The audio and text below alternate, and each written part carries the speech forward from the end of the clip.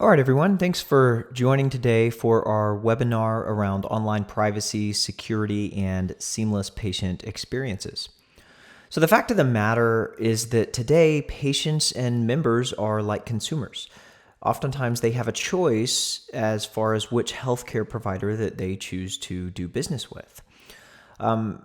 A lot of times they'll make that choice based on the experience that they have or have had in the past with a given healthcare provider. So it's really up to healthcare providers to provide those amazing experiences, but they can't do that at the expense of security or by putting potential patient data at risk of being shared with the wrong people. So Simeo and Ping have been executing this balancing act for a very long time. A little bit about Ping.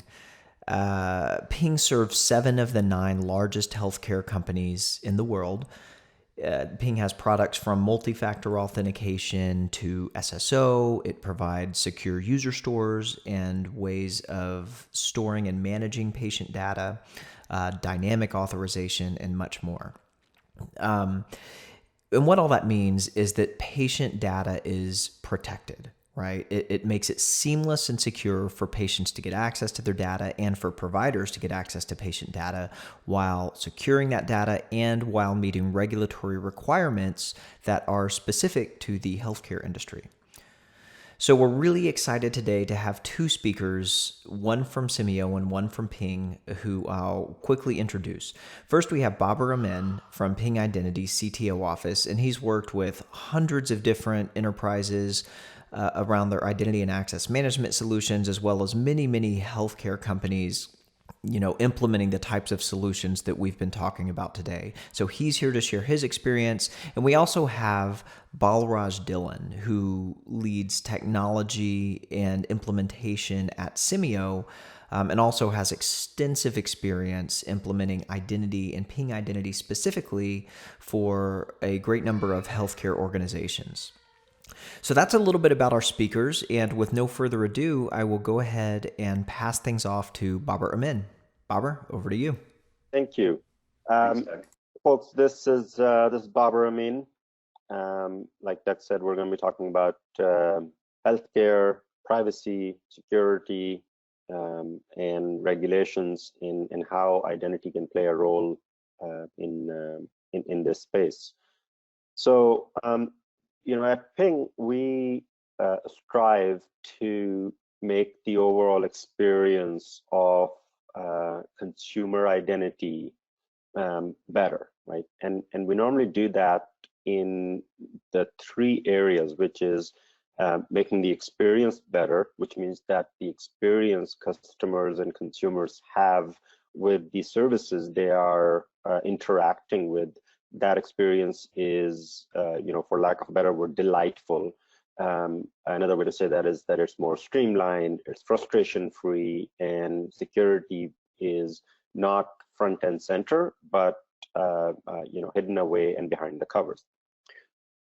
Just because it's behind the covers and hidden away doesn't mean that it shouldn't protect them. So a lot of what we do is to make sure that that information from the consumers, whichever service they're interacting with, is done in a manner that the consumer feels protected, because there's a trust relationship there, and we help foster that trust relationship. And then lastly, which goes hand in hand with that trust relationship, is trusting what can be done with that information that the consumer has provided the service they're interacting with. And that's where respect for their preferences comes in, and the respect for their any consent they have given or any consent they have withdrawn comes in. So those are the 3 areas where identity plays a important role. Identity and security, identity and access. These are a set of controls that play an important role in making the experience better, making the customer secure, and enforcing customers' choices around the information that they have provided. So we're finding ourselves in a very unique situation worldwide, obviously, but around in healthcare, we're seeing a an interesting acceleration of the everything going remote and the use of identity across multiple facets, right? So this is not just about security or just about cost containment or just about interoperability, right? All of a sudden, identity is finding, and when I say identity, I'm using that as a more generic term. It's really identity and access controls and overall security is finding itself at an intersection here where it's playing a role across multiple areas, right? How it's improving security, how it's improving the flow of information so that you can actually increase and improve the healthcare outcome because you can share the information and the care experience is better, less mistakes are made, right? The interaction with legacy systems, and then, obviously telehealth, privacy, consent, all of those things have a common underlying piece, and that is knowing who the patient is, knowing who their caregivers are, knowing how they're interacting with each other, knowing that the right information is presented at the right time to the right caregiver so that the appropriate care can be dispensed to the patient. And that's really what this is all about. Balraj, any thoughts on that? Barbara, I think you nailed it, with identity being a focal point for healthcare providers and patients. I think, healthcare industry is currently in the midst of managing all of these components, and the CISO and the CIO of a hospital is a very critical role, whereby they need to enable access to telehealth services, virtual care, patient portals, but at the same time, maintain a high level of security and respect for patients' privacy, and all while maintaining a certain level of care. So I would completely agree with you that healthcare is, at a really significant intersection point right now. And identity is front and center. If you're speaking about healthcare providers or patients, it's a critical point, especially given the current situation as well. Well said.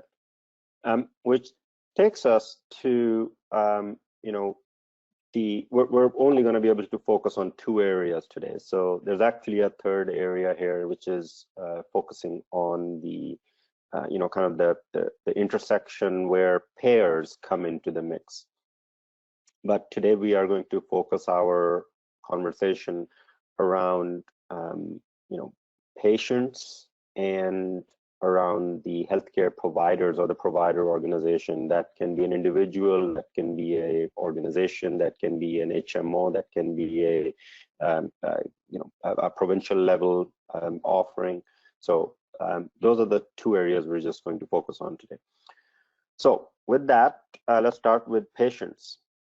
So what's the the first thing we should look at is the interaction that the patient has with their provider, with their healthcare system. What are they trying to do, right? They are trying to get some services. How do you get services? Well, you need to book appointments, right? You need to figure out what your options are, who the providers are. You need to be able to search and look for the the correct provider, be able to interact with them, be able to read reviews. Once you have chosen a provider, the physician or clinician that you're interacting with, and you're in the middle or in the process of getting healthcare and for a certain procedure or process, then being able to chat with them, being able to message them, being able to interact with them in an asynchronous manner. Right? You can always obviously pick up the phone and call, but you might not be able to get them on the phone. And if it's not an emergency, there are other ways of having that conversation. And then having a central place where you can see everything that was done, right? You can see when the results are posted. You can see when when the bill is posted. You can see when the payment is posted. And depending on whether you're on the North America, upper end of North America or the middle end of North America, you might have to see how much money you have left in your HSA account versus what benefits and services you might be getting at a province level. So being able to see those things in a common, in a centralized place, so that you're not logging into 6 different systems, and also being able to have all of the same capability available to you, at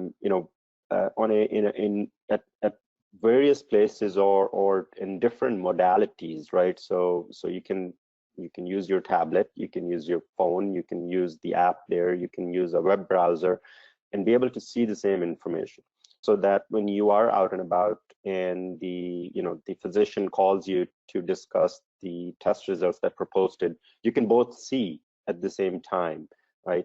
With our constant, ever evolving and ever remote world that we're in, this becomes an important aspect. So where does identity play a role in that, right?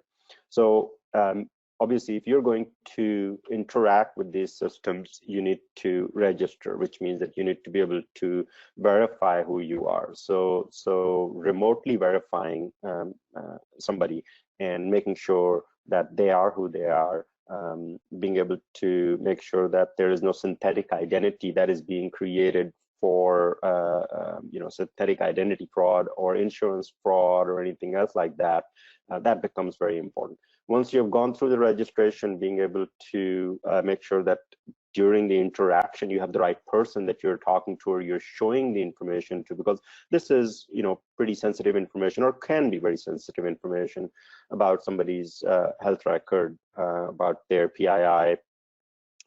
What is that information, and who is it being shown to becomes very important. So authentication becomes important. If you have a system that is relying on passwords, then password policies become important. As ideally, you should be getting to a point where most of the consumer side of this can become passwordless. We have enough good technology in the consumer space at this point where we can safely move away from passwords. And then making sure that the biggest area of fraud really is account takeovers, and account takeovers happen via the account recovery method.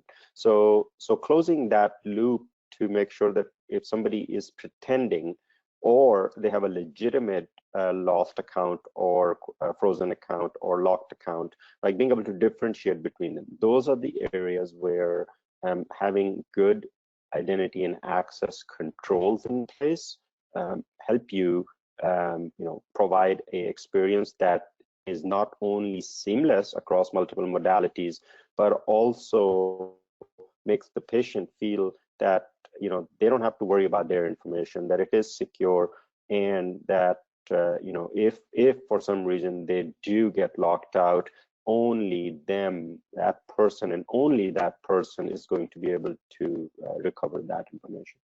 Two quick things on this, and the first one was you touched on was the capabilities, and the capabilities that this enables for not only the providers but patients. And going back to the original point around patient experiences, reducing silos, and then the second piece, you touched on a number of times, was the security.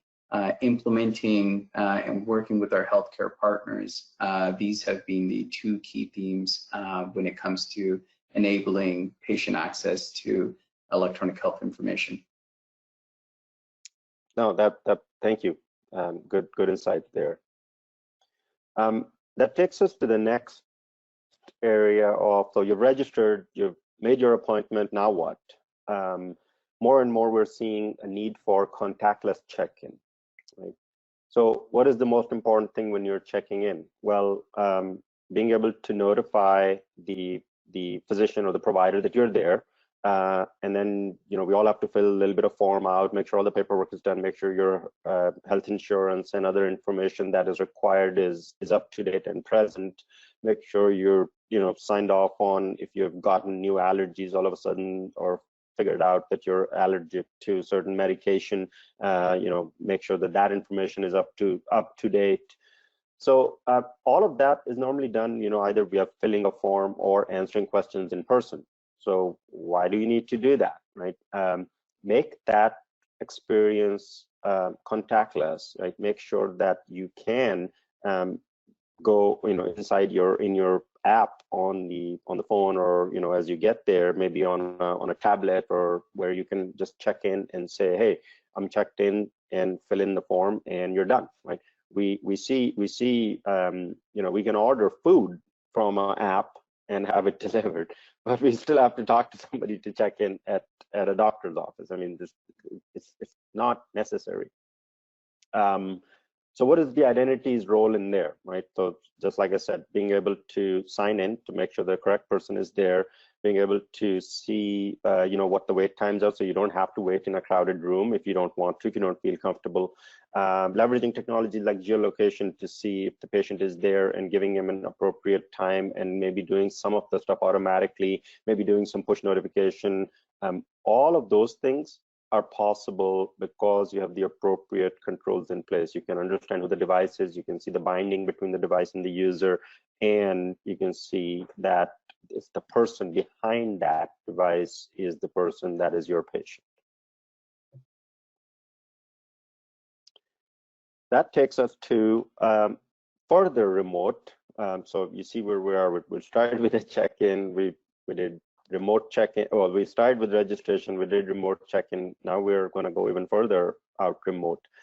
Telehealth experiences, another area where we're seeing a lot of need recently, right? As elective procedures and non-emergency procedures were pushed out, or you know, basically shut down, that took away a lot of revenue from the healthcare system.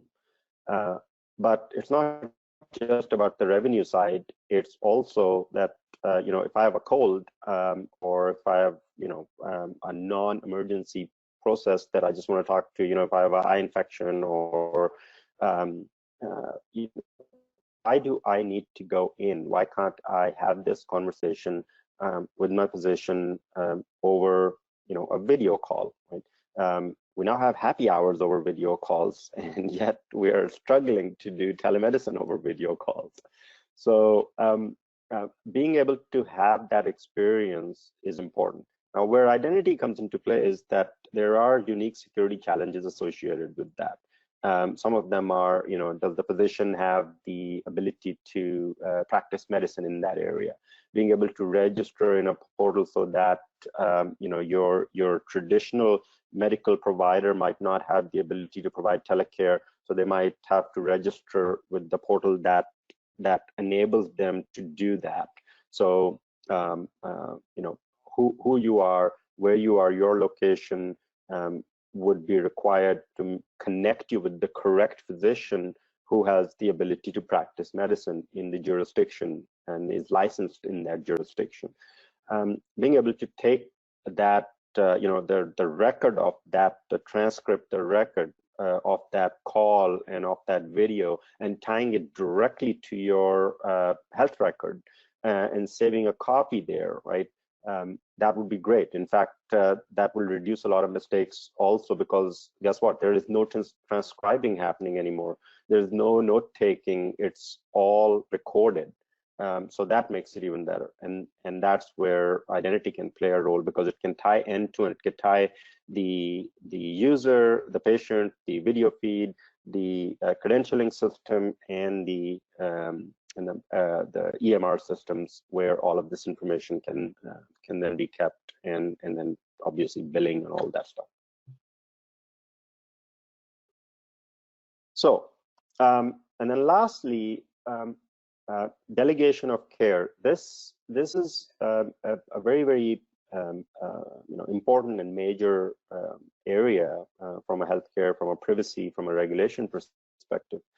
And this is another area that traditionally has been done on paper. So you sign an affidavit or a consent form, and you say, you know what, I am going to consent to have this person be responsible for my healthcare from an expense perspective, from an information perspective, from a decision-making perspective.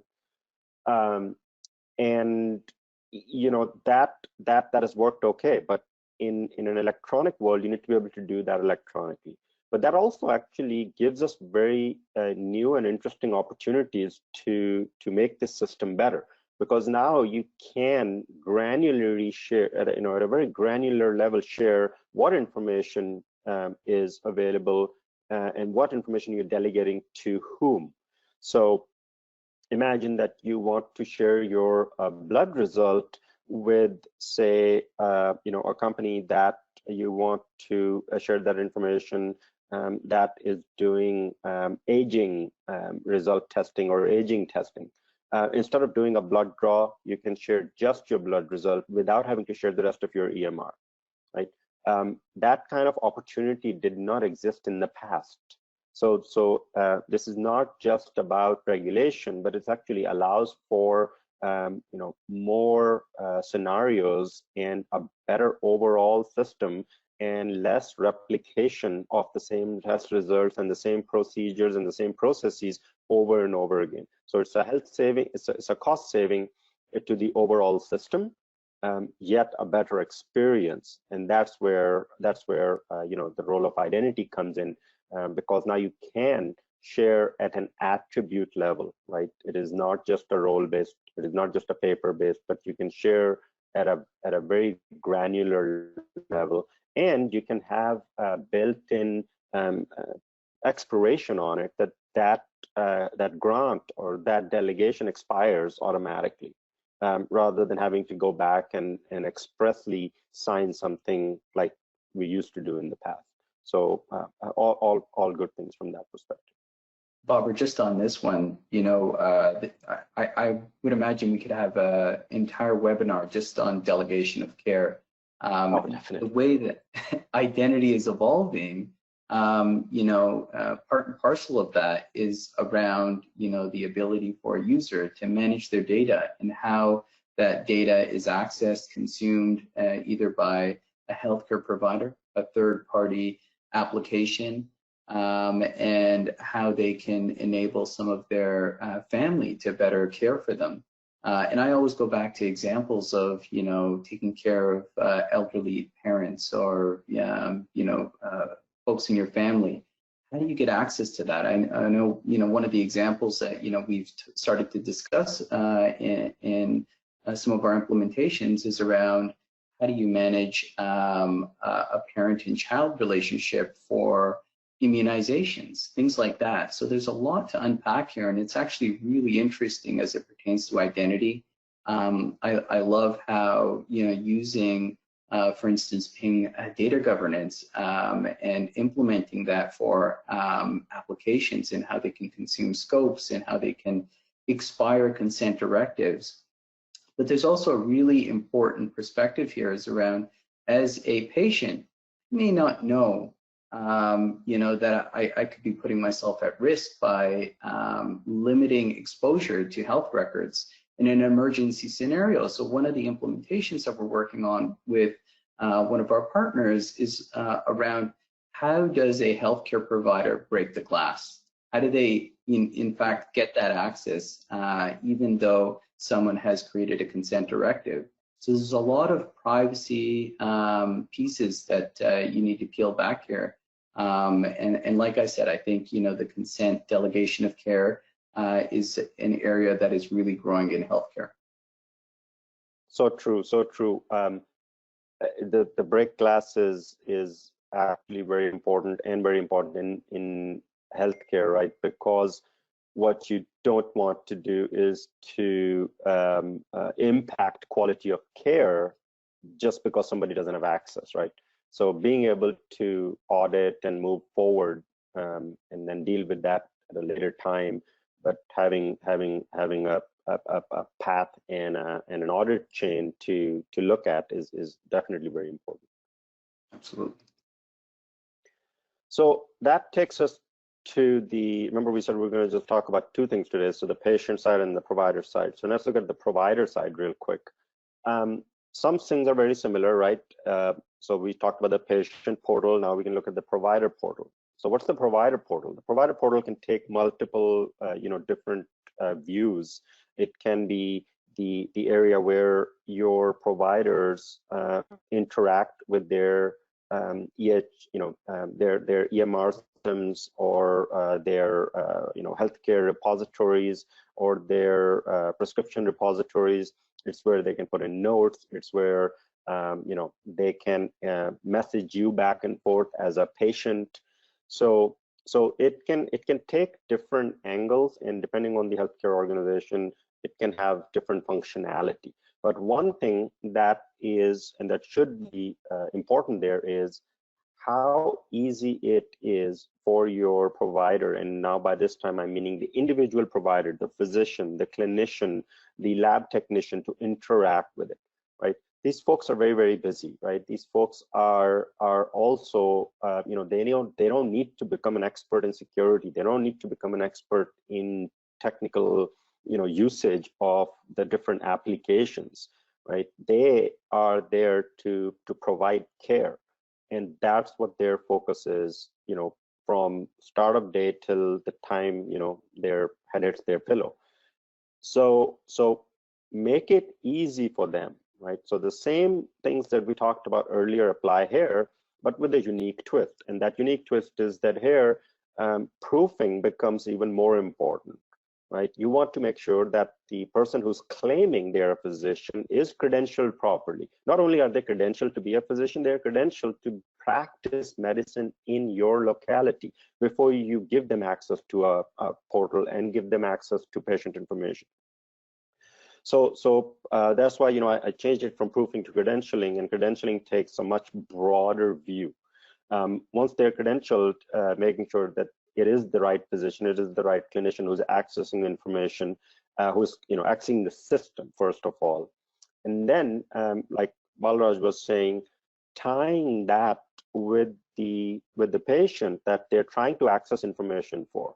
Because if it's not their patient, why are they looking at that information? Now, they might have a totally legitimate reason to do that, which is okay, which are all exception policies and systems and processes that can ask for access, or break glass scenarios because they took somebody's shift and so they have to deal with this patient now. But overall, the system should govern that access. Right? Just because you're a doctor doesn't mean you get carte blanche access to every single medical record out there. So tying that back together is very, very important. The rest of the things are common, right? Account recovery, again, that's an angle of attack, what they're doing. Another area is EPCS, which we'll talk later, which ties into this, but it's a very specific scenario.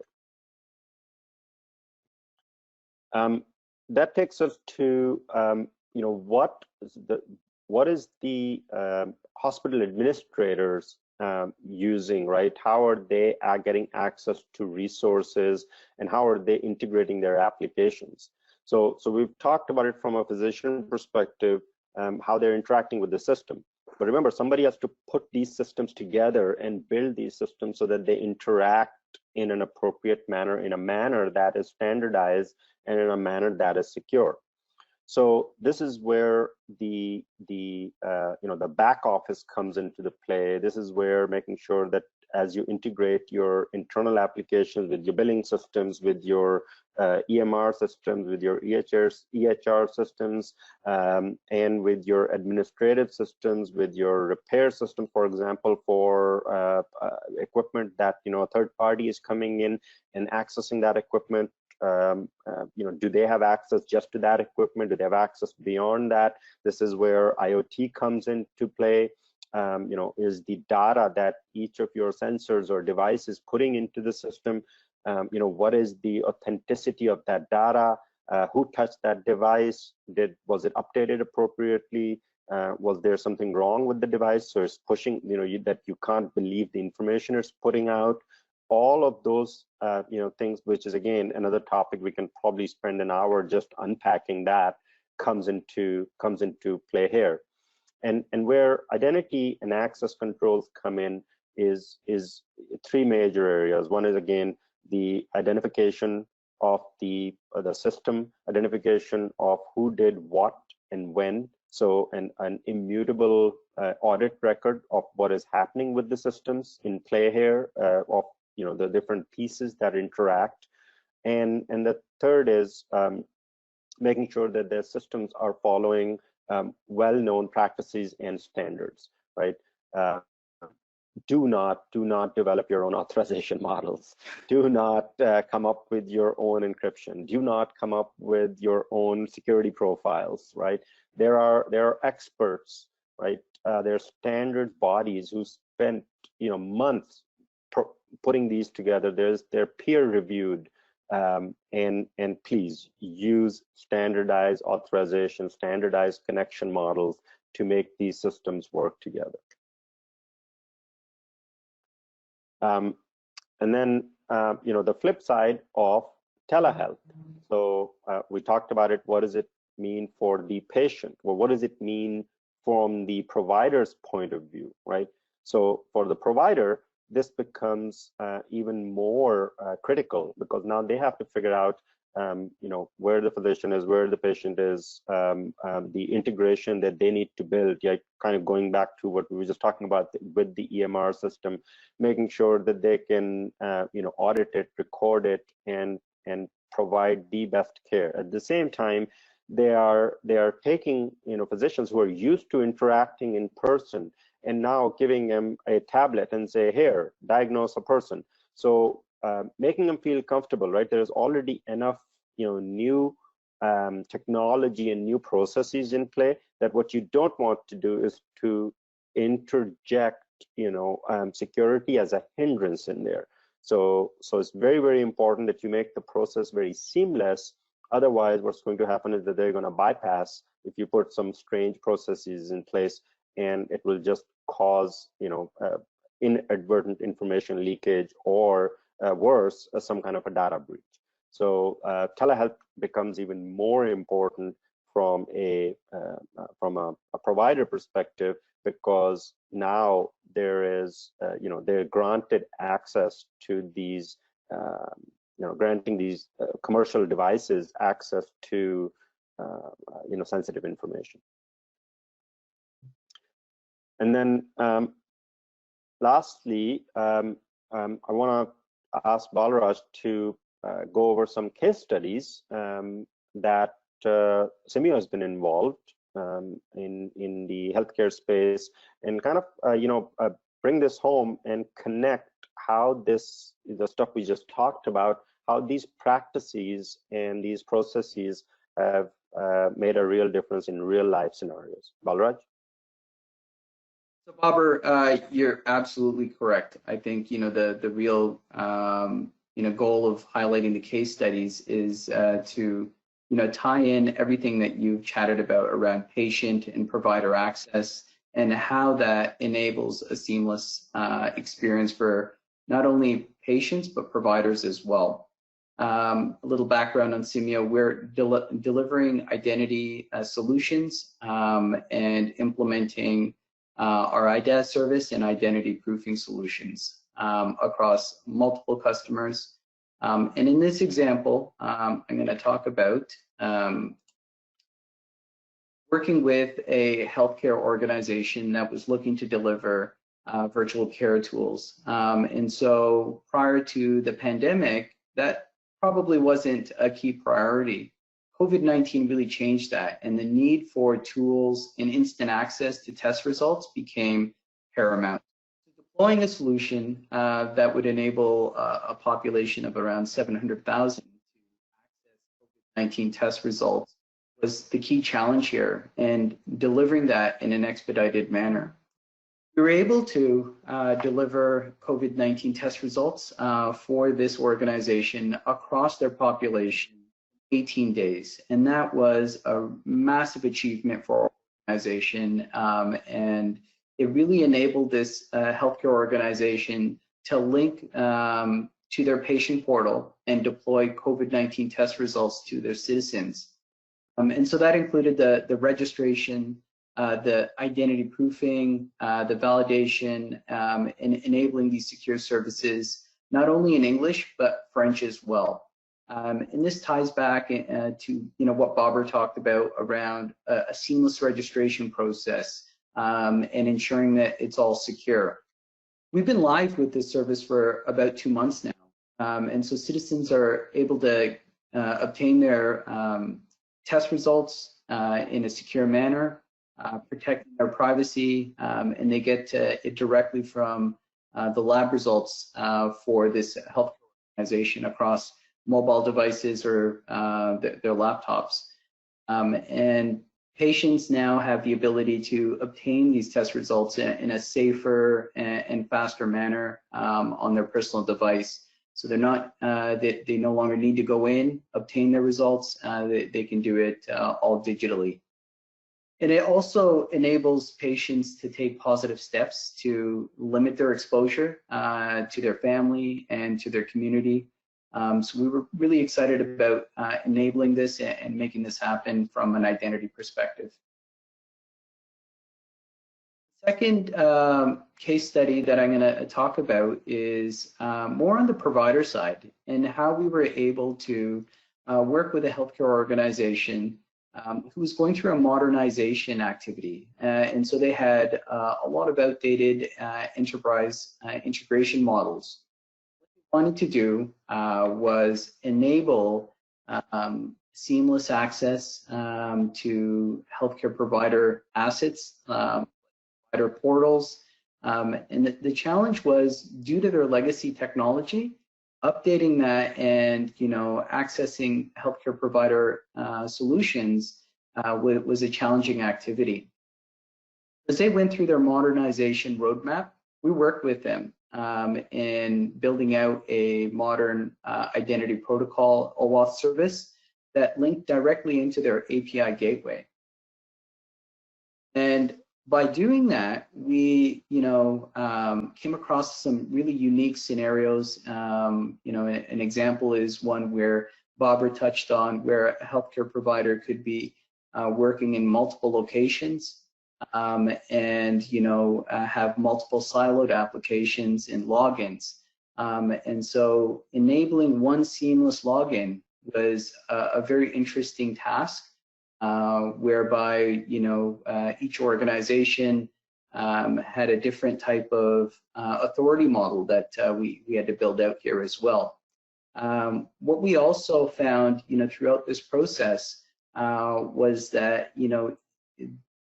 the legacy technology had been used so much that there had been so much customization in each of the hospital environments across this customer. And so peeling that back and pulling it back to one consolidated model has really enabled this organization to look forward and move to a model where they're more efficient and more effective in delivering healthcare information to their providers. Here, the OAuth service is being exposed for 140,000 healthcare providers. The organization covers a population of 1 million. So it's a real critical solution and a backbone for this organization as well. So we've been really excited to see this go live. The last case study that I'm going to cover here is around enabling patient access. And so, we chatted again about the multiple siloed identities and the importance of virtual care for patient and provider facing e-services. And so working with this customer, we've been developing a solution that not only enables access, but builds out a profile by proofing their identity against authoritative data sources. And so using our identity verification service, this customer has been able to expose this service to their patients.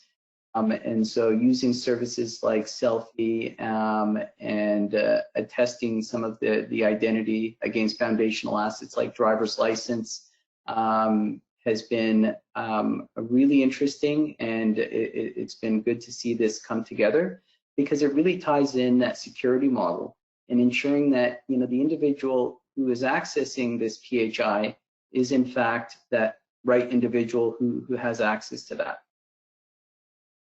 Solution here, was around registering, validating, verifying the identity, and also managing the consent. And that, Bobber chatted about the consent, the delegated consent. This is all tied into the solution. So it's been a really interesting, exciting opportunity to build this out and make it available. And so really, at the end of the day, it connects health information with patients who need access to digital health tools. And so, it also enables patients to manage their information and manage their health as well.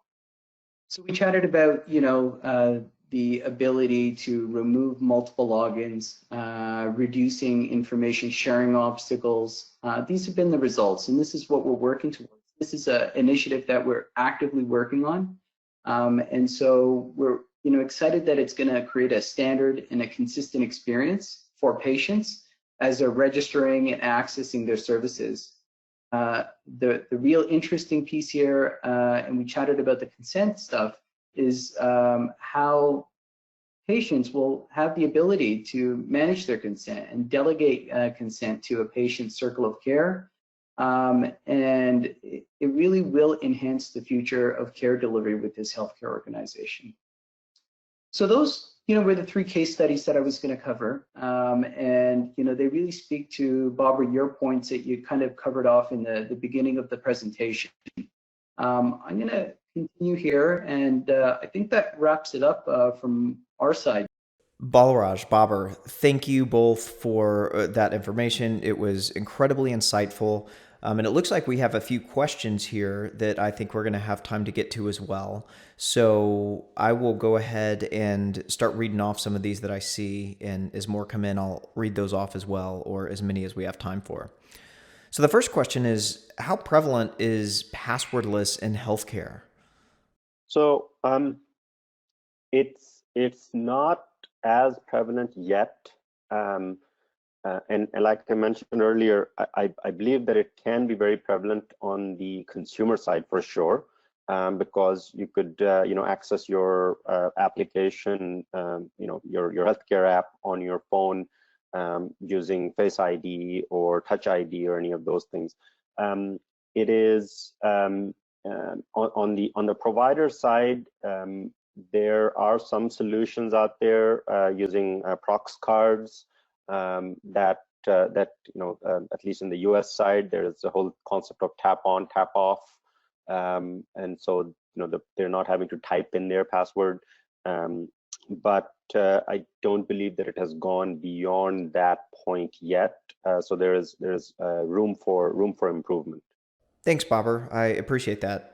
Okay, well, the next question that I see here is, in terms of filtering data, how can identity systems supplement EMR software? Don't they already have that to some extent? So, Bobber, I'll pitch this one over to you.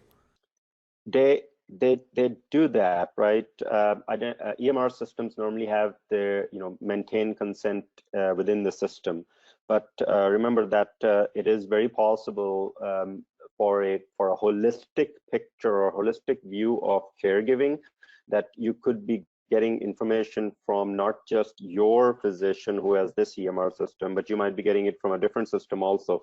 And then when you take it, not just medical record, but an health record, that involves, you could be having information from a dietitian, from your gym, from your chiropractor, right? So all of that information could be coming in from different places that might not be in an EMR system, right? That's an EHR, and even broader than an EHR.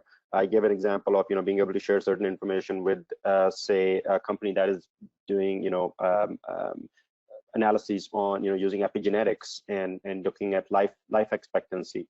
They are not going to be in the EMR, neither would they have access to the EMR directly. So there is a reason to have a control as you pull the information from different places, what gets shown and what gets shared out.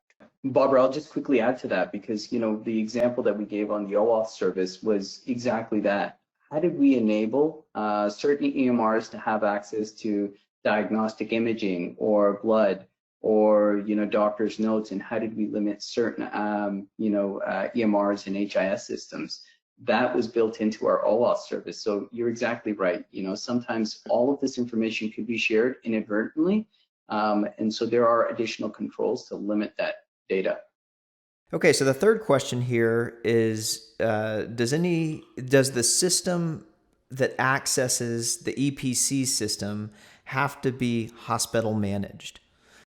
I don't think so. I think that is dependent on different regulations and regulatory constraints on that. So, but I don't believe that is mandatory outside of regulatory constraints. So here's another question, and this may be the last one we have time for. As a healthcare organization, the biggest challenge I have is around interoperability and having all the patient and provider solutions work seamlessly together. How can my organization address these challenges? One of the things that Barbara chatted about, and I chatted about in the case study is the importance of using standards. Don't go off building something on your own.